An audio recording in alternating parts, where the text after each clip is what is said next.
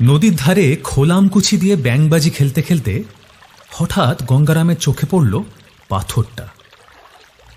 এ নদীতে জল নেই বেশি, যেখানে সবচেয়ে গভীর সেখানেও হাঁটু ডোবে না।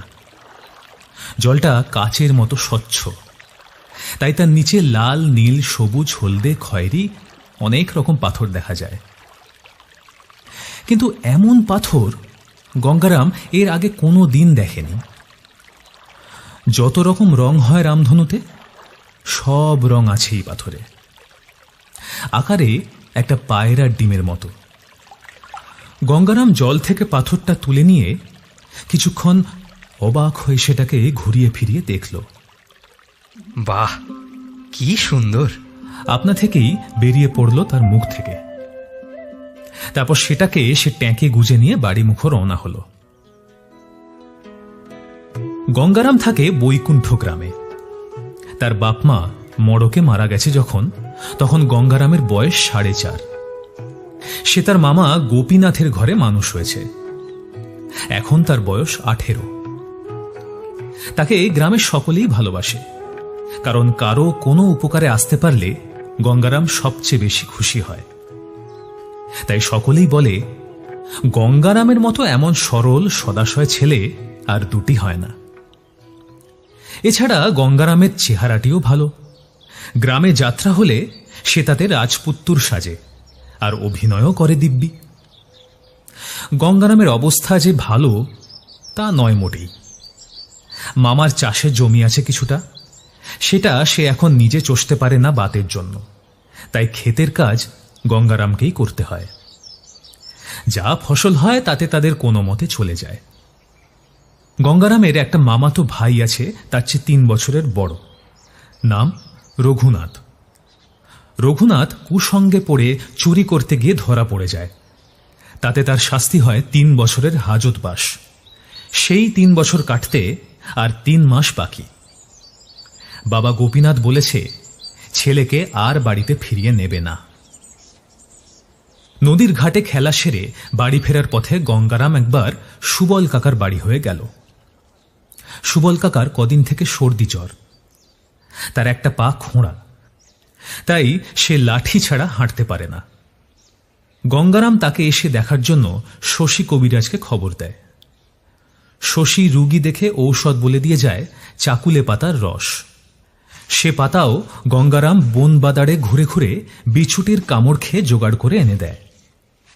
আজ গঙ্গারাম দেখল সুবল কাকা অনেকটা ভালো। একবার মোক্ষদা বুড়ির বাড়িতেও যাবার ইচ্ছে ছিল। বুড়ি গ্রামের এক প্রান্তে একা থাকে সেই জন্য। কিন্তু সুবল কাকার বাড়ি থেকে বেরিয়ে দেখল আকাশে মেঘের ঘনঘটা। গঙ্গারাম পা চালিয়ে বাড়ি মুখ চললেও বৃষ্টি এড়াতে পারল না। অবশ্যই বৃষ্টিতে ভিজতে তার ভালোই লাগে। কিন্তু ওমা, আজ যে জলের সঙ্গে শিল পড়তে শুরু করল, আর এমন শিল গঙ্গারাম তার বাপের জন্মে দেখেনি। এক একটা শিল যেন এক একটা তাল, ফটাস ফটাস করে রাস্তায় পড়ছে আর ফেটে চৌচির হয়ে বরফ ছড়িয়ে পড়ছে চারিদিকে। যদি একটা মাথায় পড়ে, মাথায় পড়ল ঠিকই, তবে সেটা গঙ্গারামের নয়। শ্রীনিবাস ময়রার বুড়ো বাপ ভুজঙ্গ লাঠি হাতে ঠকঠক করে যাচ্ছিল রাস্তা দিয়ে। সোজা তার মাথায় একটা শিল পড়ে গঙ্গারামের চোখের সামনে বুড়ো মাথা ফেটে অক্কা পেল। আর তারপর গায়ের কেলো কুকুরটাও মরল মাথায় ওই রাবুনে শিল পড়ে। গঙ্গারাম ভেবেছিল তেলিপাড়ার বুড়ো অশ্বত্থ গাছটার তলায় আশ্রয় নেবে, কিন্তু সেই সঙ্গে শিল কুড়িয়ে নিয়ে তাতে কামড় দেবার লোকটাও সামলাতে পারল না। অথচ গায়ের সব লোক হয় গাছতলায়, না হয় বাড়ির দাওয়ায় আশ্রয় নিয়েছে। 2-1 জন গঙ্গারামকে রাস্তায় দেখে চেঁচিয়ে তাকে সাবধান করে দিল, কিন্তু গঙ্গারাম তাদের কথায় কান দিল না। আর এও ঠিক যে তার চতুর্দিকে শিল পড়লেও তার গায়ে পড়েনি। গঙ্গারামের কপাল মন্দ বলেই সকলে জানত, যদিও গঙ্গারাম কোনোদিন নিজেকে দুঃখী বলে মনে করেনি।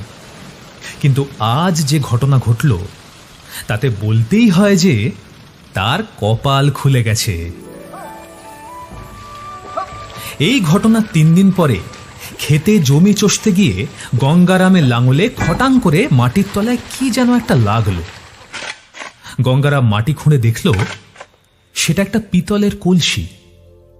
তার মুখটা একটা পিতলের ঢাকনা দিয়ে বন্ধ, আর সেই ঢাকনা একটা লাল কাপড় জড়িয়ে তাকে গেরো দিয়ে দেওয়া হয়েছে যাতে সহজে না খোলে। খেতে কাজ সেরে গঙ্গারাম কলসিটা বাড়িতে নিয়ে এলো। বেশ ভারী কলসি। গঙ্গারামের গায়ে জোর আছে তাই সে বইতে পারল, না হলে দুজন লোক লাগত। বাড়িতে এসে কাপড়ের গেরো খুলে ঢাকনা তুলে গঙ্গারাম দেখল কলসিটার ভিতর অনেকগুলো গোল গোল হলদে চাকতি রয়েছে, যেগুলো দিনের আলোতে ঝলমল করছে। গঙ্গারাম চোখে কখনো মোহর দেখেনি, নইলে সে বুঝত যে সেগুলো সবই মোহর। এই এক কলসির মধ্যে যত স্বর্ণমুদ্রা ছিল তাতে একটা প্রাসাদ বানানো যায়। কিন্তু গঙ্গারাম ভাবল, না জানি এগুলো কিসের চাকতি, যেইভাবে ছিল সেইভাবেই পড়ে থাক। কলসির মুখে আবার ঢাকনা দিয়ে সেটাকে কাপড় দিয়ে বেঁধে গঙ্গারাম খাটের তলায় চালান দিল। মামাকেও বলল না সেটার বিষয়ে কিছু। এর কদিন পরে আর একটা ঘটনায় বোঝা গেল গঙ্গারামের কপাল ফিরেছে। মাঝরাত্রিরে গঙ্গারামের পাড়ায় অন্তা ঘোষের বাড়িতে আগুন ধরল। গঙ্গারামের 7টা বাড়ি পরেই অন্তা ঘোষের বাড়ি। পাড়ার সকলের ঘুম ভেঙে গিয়ে চারিদিকে হই হই চেঁচামেচি শুরু হয়ে গেল। পুকুর থেকে বালতি বালতি জল এনে হাতে হাতে সে জল চালান হয়ে আগুনে ঢাল হলো। কিন্তু সর্বগ্রাসী আগুন এক ঘরের চাল থেকে আর এক চালে ছড়াতে লাগলো। 4.5 ঘন্টা লাগলো আগুন নেভাতে। কিন্তু আশ্চর্য এই যে চারপাশের বাড়ি পুড়ে গেলেও গঙ্গারামের বাড়ি সে আগুন ছোঁয়নি। গঙ্গারাম নিশ্চিন্তিত দীর্ঘশ্বাস ফেলে বলল, যাক বাবা, বাঁচা গেল। আমাদের বাড়িতে আগুন ধরলে বাতের রুগী মামাটা হয়তো পুড়েই মরত। এই ঘটনার পর গাঁয়ের লোকের মুখে মুখে ছড়িয়ে পড়ল গঙ্গারামের সৌভাগ্যের কথা। কেউ কেউ এসে জিজ্ঞেস করল, হ্যাঁ রে গঙ্গা, তোর ব্যাপার কি বলতো? তোকে তো চিরদুখী বলেই জানি, কিন্তু তোর এমন ভাগ্য ফিরলো কি করে? কপালের কথা কেউ কি কিছু বলতে পারে গো? ভগবান মুখ তুলে চেয়েছেন বটে, কিন্তু কেন তা বলতে পারবো না। গঙ্গারামের একবারও মনে হলো না যে তার ট্যাকে যে পাথরটা গোঁজা থাকে সেই পাথরই তার কপাল ফিরিয়ে দিয়েছে। গঙ্গারামের মামাতো ভাই রঘুনাথ হাজত থেকে ছাড়া পেয়ে তার বাড়িতে আসার পথেই হলধরের দোকান থেকে মুড়ি কিনে খেতে খেতে গঙ্গারামের আশ্চর্য কপালের কথা শুনল। শুনে তার মনে হলো, এটা কেমন করে হয়? হঠাৎ একটা লোকের ভাগ্য ফিরে যায় কি করে? এ ব্যাপারে একটু খোঁজ খবর করতে হবে তো। খিদে মিটিয়ে বাড়ি ফিরে এসে প্রথমেই তার বাপের কাছে মুখ ঝামটা খেতে হলো রঘুনাথের। এ বাড়িতে তোর ঠাঁই হবে না, তুই অন্য ব্যবস্থা দেখ। রঘুনাথ বাড়ি থেকে বেরিয়ে এসে দেখল গঙ্গারাম মাঠ থেকে বাড়ি ফিরছে। গঙ্গারাম জিজ্ঞেস করল রঘুনাথকে, কি গো দাদা, একদিনে ছাড়া পেলে বুঝি? কিন্তু বাপ তোমার উপর খাপ্পা হয়ে আছেন, তার সঙ্গে দেখা করেছো? করেছি। আমি এই বাড়িতে থাকার জন্য আসিনি, আমার অন্য ডেরা আছে কেষ্টপুরে। আমি এসেছি একবার তোর সঙ্গে দেখা করে যাব বলে। সে তো ভালো কথা। তোর সঙ্গে একটা কথা ছিল। কি কি কথা গো? তোর কপাল ফিরেছে বলে শুনলাম, ব্যাপারটা কি? আমি আর কি বলবো দাদা, যিনি মাথার উপরে আছেন তার কখন কি মর্জি হয় তা কি আর আমরা বলতে পারি গো? রঘুনাথ বুঝল যে গঙ্গারাম যা বলছে তা সরল মনেই বলছে। তার কাছ থেকে খুব বেশি কিছু জানা যাবে না। সে পোঁটলা কাঁধে আবার বেরিয়ে পড়ল। কেষ্টপুরে সত্যিই তার একটা ডেরা আছে। তার দলের যে পাণ্ডা, যাকে পেয়াদায় ধরতে পারেনি, সেই মহেশ থাকে কেষ্টপুরে। জেল খেটে রঘুনাথের এবার সৎ পথে যাওয়া উচিত ছিল, কিন্তু দুষ্কর্ম তার মজ্জায় ঢুকে গেছে, তাই তার পুরনো দল সে ছাড়তে চায় না। তবে কেষ্টপুর যাওয়ার আগে সে গেল হরিতাল, অঘোর গণৎকারের কাছে। অঘোর শুধু গুনতে জানে না, সে নানা রকম মন্তর তন্তর জানে। লম্বা চিমড়ে মানুষটা, গায়ের রং একেবারে আলকাতরার মতো। বয়স কত তা কেউ জানে না। অঘোর রঘুনাথকে দেখেই বলল, কয়েতখানা থেকে ছাড়া পেলি, তবে তোর কিন্তু কপালে দুঃখ আছে। তোকে আবার হাজতে যেতে হবে। এই বেলা কুসঙ্গ পরিত্যাগ কর। সেসব কথা থাক, আমি আমার পিস্তুত ভাইয়ের কথা জানতে এসেছি। কে? গঙ্গারাম? তার কপাল ফিরল কি করে বলতে পারেন? দাঁড়া, একটু হিসেব করে দেখি। অঘোর গণৎকার তার তক্তপোষে বসে একটা খেরোর খাতায় খাগের কলম দিয়ে কয়েকটা নকশা এঁকে প্রায় মিনিট 5 ধরে সেগুলো খুঁটিয়ে খুঁটিয়ে দেখল। তারপর বলল, সে তো এখন বিস্তর ধনের মালিক। ধন? কই, ধন দৌলত তো কিছু দেখতে পেলাম না। কিন্তু আমি দেখতে পাচ্ছি।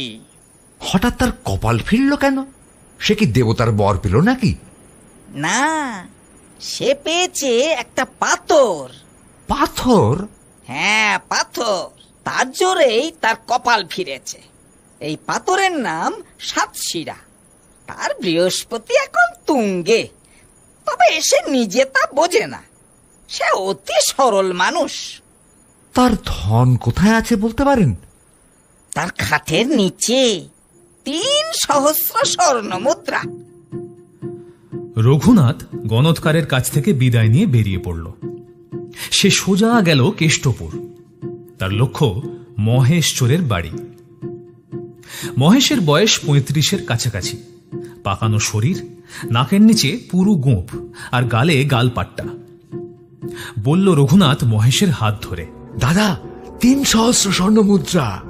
কি ব্যাপার? রঘুনাথ তাকে পুরো ব্যাপারটা খুলে বলল। শুনে বলল মহেশ, এই কথা! খাটের তলায় আছে পেতলের ঘটি। হ্যাঁ দাদা, তুমি আনতে পারলে 3-এর 2 ভাগ তোমার, 1 ভাগ আমার। তা বেশ, পরশু অমাবস্যা, পরশু যাব। মহেশের মতো চতুর চোরে তল্লাটে আর কেউ ছিল না। সে যে কতবার পেয়াদার চোখে ধুলো দিয়েছে তার হিসেব নেই। অমাবস্যার রাতে শীত কাঠি নিয়ে বৈকুণ্ঠ গ্রামে গঙ্গারামের বাড়িতে এসে সে কাজ শুরু করে দিল। নিশুতি রাত, ফাল্গুন মাস, কিন্তু শীত এখনো পুরোপুরি যায়নি। মহেশ এসে পৌঁছেছে রাত 3টে, যখন লোকের ঘুম হয় সবচেয়ে গভীর। এসেই প্রায় শব্দ না করে সে শীত কাটতে শুরু করে দিয়েছে। কিন্তু তাকে বেশি দূর এগোতে হলো না। 2 দিন হলো বৃষ্টি হয়ে গেছে। শীতকালে লম্বা ঘুম ভাঙা এক কালসাপ ছিল কাছাকাছির মধ্যে। সেটা নিঃশব্দে এসে মহেশের গোড়ালিতে মারল একটা ছোবল। মহেশের হাত থেকে শীতকাঠি পড়ে গেল, আর 2 মিনিটের মধ্যে তার নিষ্প্রাণ দেহ লুটিয়ে পড়ল মাটিতে।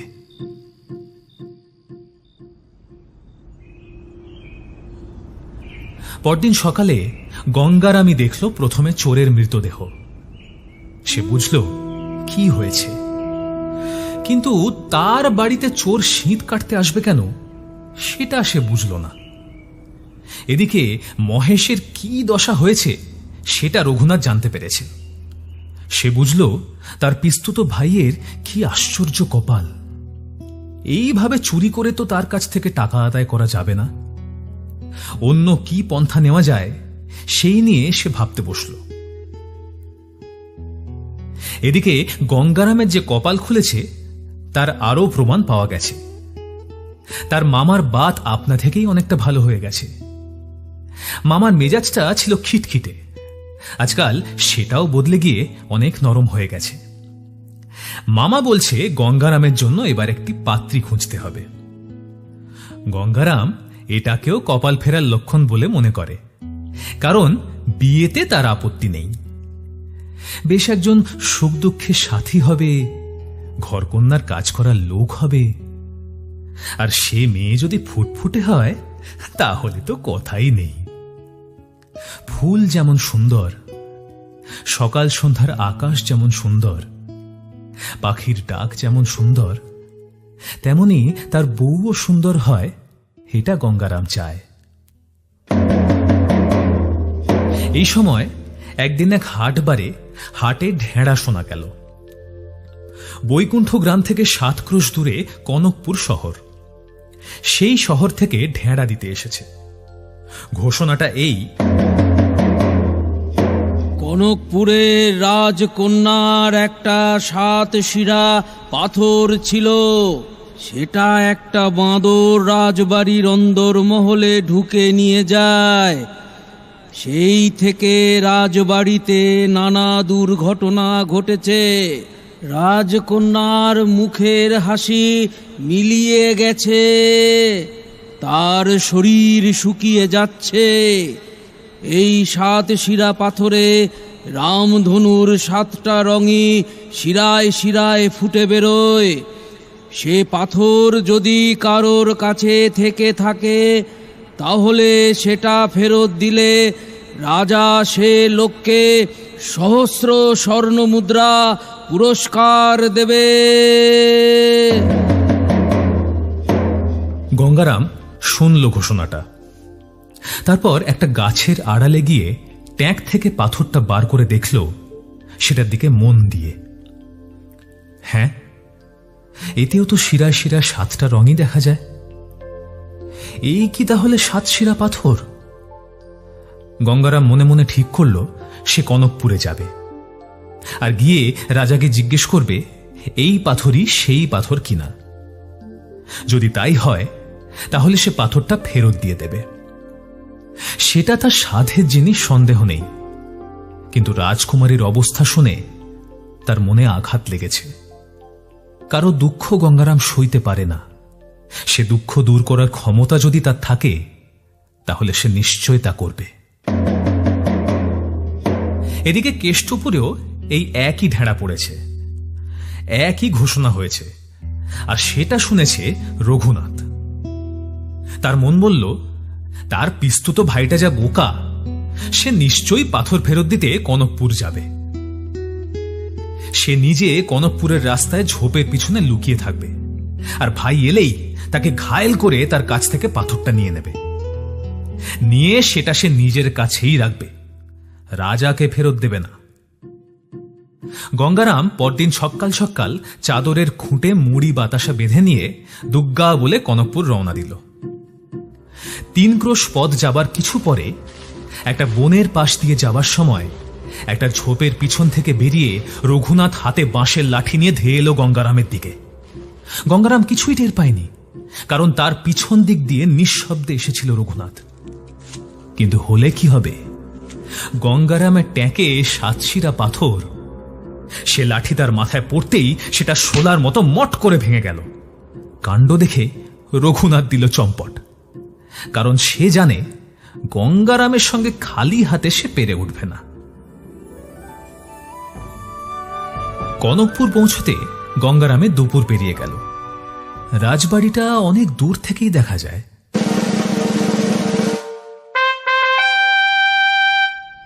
সে শটান চলে গেল ফটকের সামনে। সেখানে প্রহরী তাকে রুখতে সে বলল, আমি রাজকন্যের জন্য 7 শিরে পাথর এনেছি গো। প্রহরী পাথরটা দেখতে চাইলে গঙ্গারাম ট্যাঙ্ক থেকে বার করে দেখালো। তাতে প্রহরী শুধু তার পথই ছেড়ে দিল না, আরেকজন প্রহরীকে বলে রাজার সঙ্গে দেখা করতে পাঠিয়ে দিল। রাজা রাজসভায় যাননি, মন্ত্রী রাজকার্য চালাচ্ছেন। রাজা মনের দুঃখে অন্দরমহলে শয্যা নিয়েছেন। গঙ্গারাম রাজার কাছে গিয়ে তাকে গড় করে বলল, মহারাজ, মহারাজ, আমি একটা পাথর এনেছি। সেটা 7 শিরা কিনা যদি আপনি একটু দেখে নেন। রাজা উঠে বসলেন, তার চোখে আশার ঝিলিক। কই দেখি তোমার পাথর। গঙ্গারাম দেখালো। রাজার দৃষ্টি উদ্ভাসিত হয়ে উঠল, চেঁচিয়ে উঠলেন তিনি, হা এই তো সেই পাথর। দাঁড়াও দাঁড়াও, তুমি দাঁড়াও, তোমার পাওনা পুরস্কারটা আমি তোমাকে দিই, আর তোমার সঙ্গে লোক দিয়ে দিচ্ছি, সে তোমাকে ঘোড়ায় করে তোমার গ্রামে পৌঁছে দেবে। এ টাকা সঙ্গে নিয়ে হেঁটে যাওয়া নিরাপদ নয়। কোষাগার থেকে একজন কর্মচারী একটা মখমলের থলিতে 1 সহস্র স্বর্ণমুদ্রা এনে গঙ্গারামকে দিল। গঙ্গারাম থলি খুলেই বলল, আরে, এ জিনিস তো আমার অনেক আছে, এর চেয়ে বেশি আছে। খেতে চাষ করতে গিয়ে মাটির তলা থেকে পেয়েছি। এই জিনিস আমার আর লাগবে না, ও যথেষ্ট আছে। রাজা তো অবাক, এমন কথা তিনি কখনো শোনেননি। তিনি বললেন, আরে এটা তোমার পুরস্কার, তোমার পাওনা, তোমায় নিতেই হবে। ও তবে দিন, আপনি যখন এত করে বলছেন তখন আর না বলবো না। কিন্তু একটি কথা বলার ছিল। কি কথা? মানে যাকে এনে দিলাম সাতশিরে পাথর, সেই রাজকন্যাকে বড় দেখতে ইচ্ছে করছে। না, আমি কোনোদিনও রাজকন্যা দেখিনি তো। রাজা চোখ কপালে তুলে বললেন, এ কেমন কথা বললে তুমি? হ্যাঁ, রাজকন্যাকে দেখা কি মুখের কথা? সে থাকে তার নিজের ঘরে, তার বিয়ের কথা হচ্ছে, সে তো আর খুকি নয়। সে তো আমারও বিয়ের কথা হচ্ছে রাজামশাই। আমি বলি, দেখতে দোষটা কি? একবার দেখেই আমি চলে যাব। এমন সময় সকলকে অবাক করে দিয়ে রাজার ঘরে পর্দা সরিয়ে এক পরমা সুন্দরী মেয়ে এসে ঘরে ঢুকল। রাজা অবাক হয়ে বলে উঠলেন, এ কি শোনায় না? যে আমার পাথর এনে দিয়েছে তাকে একবার দেখতে ইচ্ছা হলো। এই পাথর যে হাতছাড়া করতে পারে সে তো যেমন তেমন লোক নয়। এমন পয়া পাথর তো আর হয় না, এতে মানুষের ভাগ্য ফিরে যায়। গঙ্গারাম অবাক হয়ে রাজকন্যার দিকে চেয়ে বলল, হ্যাঁ, এ কথা বোধহয় ঠিকই। কারণ এটা পাওয়ার পর থেকেই আমার মতো গরিবের কপালও খুলে গিয়েছিল। এখন যখন পাথরটা চলে গেল, তখন আবার যে কে সেই হয়ে যাবে তুমি। আমি এই পাথর ফেরত চাইনি, বাবাই জোর করে ঘোষণা করেছিলেন। আমাদের সত্যি করে কোনো অভাব নেই, অভাব তো তোমারই। অভাবের মধ্যেই তো মানুষ হয়েছি, তাই অভাবের অভাবটা যে কি তা জানি না। তবে একটা কথা বলতে পারি, এই পাথর আমাকে অনেক স্বর্ণমুদ্রা এনে দিয়েছে। একদিন বুঝতে পারিনি, আজ বুঝলাম। আমার মনে হয় বাকি জীবনটা তাতে স্বচ্ছন্দে চলে যাবে গো। আমার আর কোনো পাথরের দরকার নেই। ওটা তোমার জিনিস ছিল, তোমার কাছেই থাক। কিন্তু একটা কথা বলি, এই পাথরের গুণে পাওয়া স্বর্ণমুদ্রা এই পাথর চলে গেলে আর নাও থাকতে পারে, তখন তুমি কি করবে? পাথর পাওয়ার আগে যেমন ভাবে চলছিল তেমন ভাবেই চলবে। তা কেন? পাথর তো দুজনের কাছেই থাকতে পারে। সেটা ঠিক বলেছ। যদি যদি তোমার সঙ্গে আমার বিয়ে হয়, তাহলেই তো দুজনের কাছেই পাথর থাকবে। রাজাকে এবার বাধ্য হয়ে কথা বলতে হলো। তিনি গঙ্গারামের দিকে চেয়ে বললেন, সব তো বুঝলাম, কিন্তু আমি তো আর বেশি দিন নেই, আর আমার কোনো ছেলেও নেই। আমি না থাকলে তুমি রাজকার্য চালাতে পারবে? একদিন খেতে লাঙল চালালাম, এখন না হয় রাজ্য চালাবো। ফসল ফলানো তো সহজ কাজ নয় গো, তাতে অনেক বুদ্ধি লাগে, অনেক পরিশ্রম লাগে। আর রাজকার্যের অর্ধেক কাজ তো করে মন্ত্রী। আপনি আর একা কত করেন রাজামশাই? সে কথা ঠিকই। তবে কোনো ভাবনা নেই। তাহলে এবার চলি। আপনি এদিকে তোড়জোড় করুন, দিনক্ষণ দেখুন। আমার আবার মামাকে খবরটা দিতে হবে। চলি রাজকন্যে, আবার পরে দেখা হবে। ও হ্যাঁ, ভালো কথা, আমার নাম গঙ্গারাম। দরজার পাশ থেকে রাজকন্যা একটা খুশির হাসি হেসে পর্দা ফেলে দিয়ে চলে গেল। বাড়ি ফিরে এসেই চৌখাটে হোঁচট খেয়ে গঙ্গারাম পাথরের অভাবটা হাড়ে হাড়ে টের পেল। মামার বাতটাও শুনল বেড়েছে। আর সবচেয়ে যেটা অবাক কাণ্ড, খাটের তলা থেকে কলসি বার করে দেখল তার ভিতর রয়েছে শুধু মাটি। কিন্তু এর কোনোটাই সে গ্রাহ্য করল না, কারণ যা হতে চলেছে তাতে তার কপাল মন্দ, এটা আর বলা চলে না।